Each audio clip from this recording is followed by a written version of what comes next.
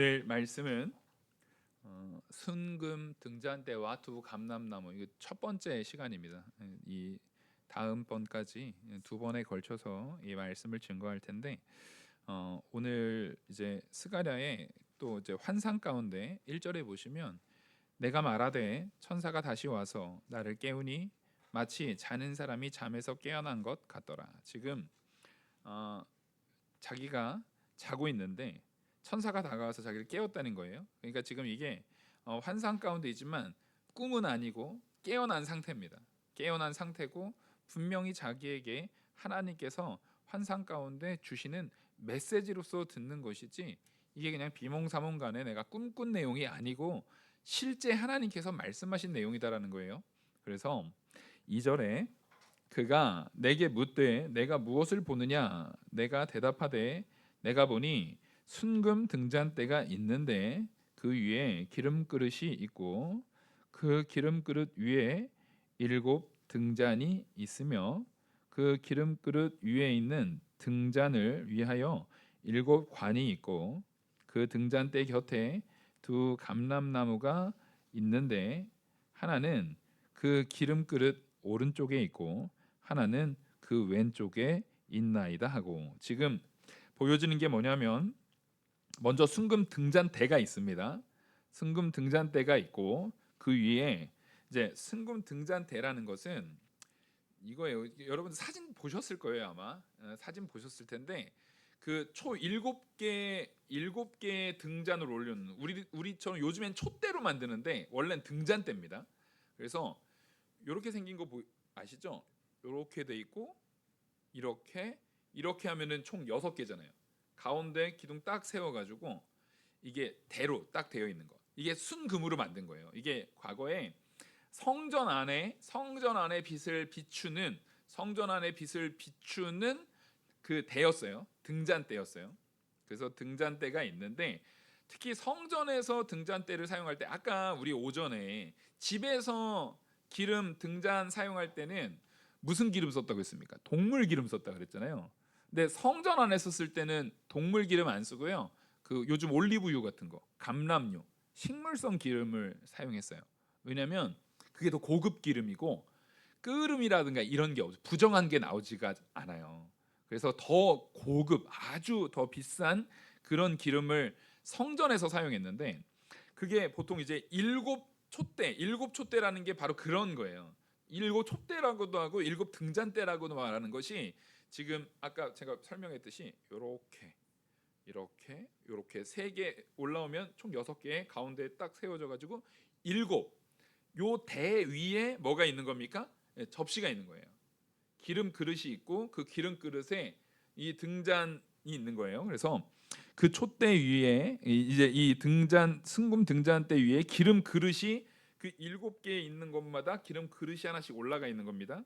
기름 그릇이 올라가 있고 그 기름 그릇 위에 7 등잔대, 이 등잔을 꽂으려면은 등잔대가 있는 거예요. 이 그릇에는 기름이 담겨져 있고 거기에 등잔대가 있는 거예요. 그 등잔대에 뭘 놓냐면 그 기름 그릇 위에 등잔 위에 7관, 7관이 또 들어가 있어요. 관은 뭘 꽂는 거냐면 심지를 꼽는 거예요. 심지를 꽂아야 거기다 불을 붙일 거 아닙니까? 심지를 꼽는 그 7관이 있고 그 등잔대 곁에는 두 감람나무가 있는데 하나는 그 기름 그릇 오른쪽에, 그러니까 오른쪽과 왼쪽에 이제 두 감람나무가 서 있다, 이렇게 보여지는 거예요. 그리고 이 등잔대는 뭘로 만드냐면 순금으로 만들어요. 그리고 이 만드는 방식이 뭐냐면, 요즘 같은 경우는 순금으로 요거 만들고 요 모양 만들고 요 모양 만들고 다 붙이잖아요. 용접해서 붙이는데, 당시에는 금덩어리 하나를 가지고 다 쳐서 직접 망치질로 다 해가지고 펴가지고 이 순금 등잔대를 만들었습니다. 하나로 이거를 만드는 거예요. 그래서 그 순금 등잔대가 있는데, 여기서 순금 등잔대는 결국 어디에서 사용하는 거라고요? 성전에서 사용하는 거예요. 성전 안에다가 불을 밝히는 거예요.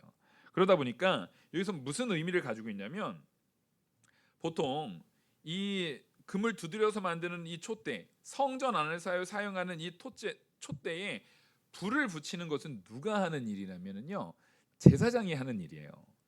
제사장이 그 불을 붙이는데 이 불이 꺼지게 두면 됩니까 안 됩니까? 불이 꺼지면 안 돼요. 이게 불 꺼지면은 큰일 나는 겁니다. 불이 꺼지질 않아요. 근데 이 불이 하나님께서 성전을 떠나실 때는 켜져 있었을까요? 꺼져 있었을까요? 꺼졌을 뿐만 아니라 성전 자체가 무너져서 사라져 버렸죠. 아예 없어져 버렸어요. 그리고 이거를 얼마나 심각하게 이게 훼손이 됐냐면 완전히 성전을 그 성벽도 마찬가지고 완전 무너뜨린 다음에 거기다가 흙으로 덮어버렸어요.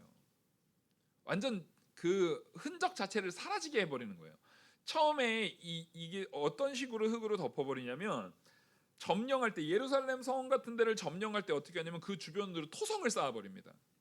토성을 엄청 높이. 그러니까 성전 성벽이라든가 성전 높이가 요 정도 있으면 토성을 이렇게 높이 쌓아요. 높이 쌓아가지고 점령을 한 다음에 거기를 보통 자기의 성으로 사용하는 경우가 있는데 이 경우에는 완전히 부셔버렸어요. 싹 다 부셔버리고 그거를 흙으로 그 토성 쌓아온 걸로 덮어버려요.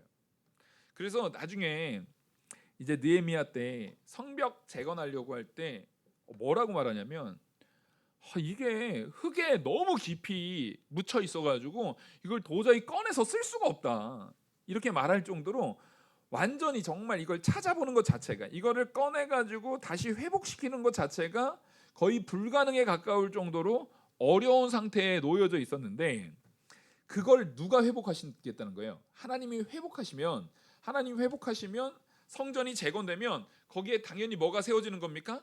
꺼지지 않는 이 황금 등잔대가 세워지는 거예요.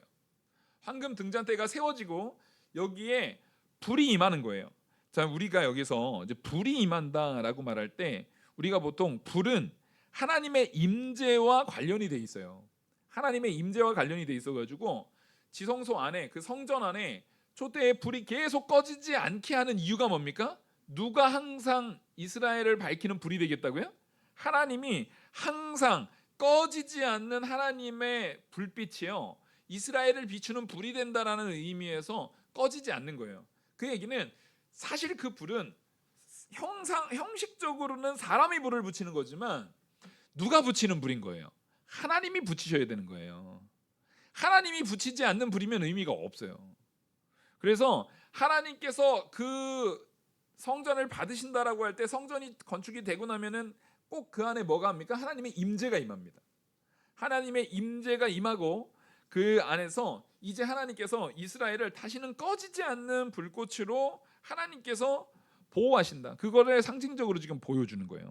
그래서 하나님께서 이 일곱 등잔대에 대한 부분을 가지고 하나님께서 꺼지지 않는 불꽃으로 이것을 계속 관리해 나가는데 그 전까지는 이 꺼지지 않는 불빛을 위해서 불꽃을 위해서 이 등잔대가 꺼지지 않게 하기 위해서 누가 계속 했어요? 제사장들이 계속 거기다 기름을 부었다고요.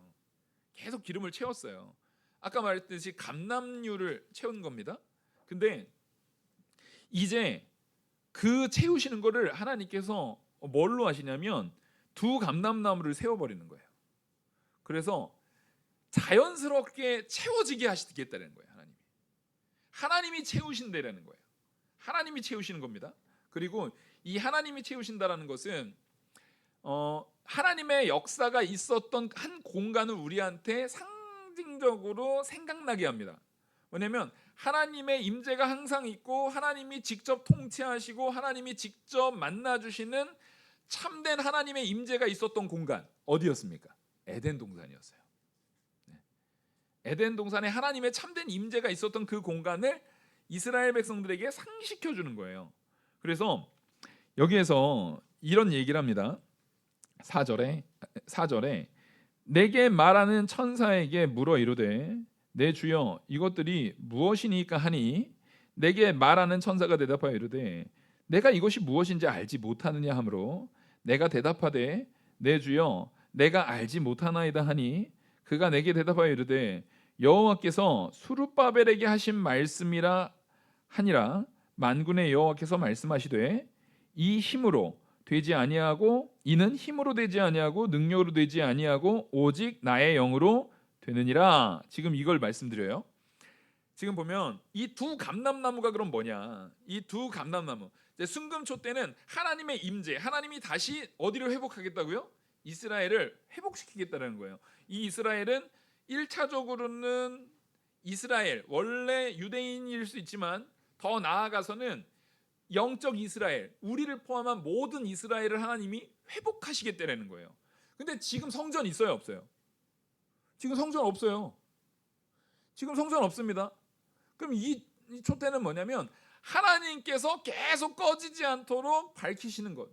예수님께서 십자가에 못 박혀 죽으심을 통해서 이 땅의 지상의 성전은 아예 사라져버렸단 말이에요. 근데 예수님이 직접 하나님의 참된 지성소 안에서 우리를 향해서, 우리를 위해서 언제나 꺼지지 않는 불빛으로 예수 그리스도께서 우리를 위해서 중보하시고, 또한 그 예수님께서 편재하시는 놀라운 은혜로 예수 그리스도께서 우리에게 주신 성령의 임재와 함께, 예수님이 누구와도 함께 하십니까? 우리와도 항상 함께 하시는 거예요. 우리와도 항상 함께 하시기 때문에 성전된 우리 안에 하나님이신 예수님의 불꽃, 성령 하나님을 통해서 나타나는 참된 신앙의 불꽃이 꺼져요, 안 꺼져요? 안 꺼져요. 그러니까 우리는 항상 누구의 보호 아래 있습니까? 하나님의 보호 아래 있어요. 지금 그걸 말하는 겁니다. 그래서 우리가 항상 하나님의 보호 아래 있으면서 하나님께서 우리를 주장하시고 하나님께서 항상 너희들을 이끄실 하나님의 능력으로서 너희를 이끌어 주겠다라는 부분을 말하는 거예요. 근데 여기서 말하는 두 감람나무가, 여러분 이 두 감람나무라는 주제가요, 한국 교회의 이단사 중에 가장 중요한 키워드였어요. 이단사 중에 중요한 키워드다는 얘기는 이단들이 이 두 감람